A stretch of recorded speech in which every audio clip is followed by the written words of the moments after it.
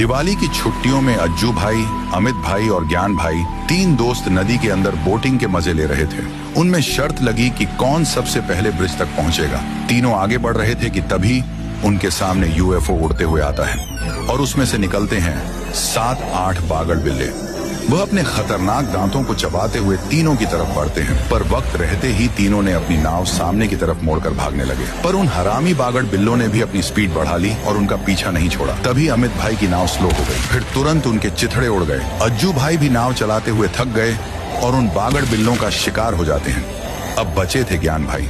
वो बहुत तेजी से अपनी नाव को भगा रहे थे। दूसरी तरफ राइस्टार नदी के किनारे अपने पालतू कुत्ते के साथ घूमकर मजा ले रहे थे।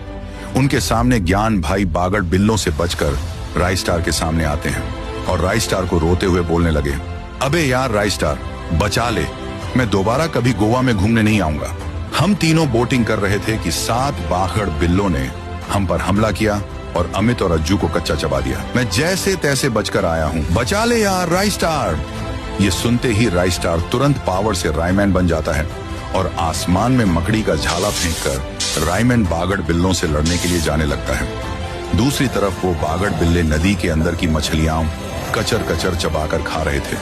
तभी रायमैन उनके सामने लैंड करता है और अपना पावरफुल फुटबॉल निकाल के बागड़ बिल्लों की तरफ फेंकता है।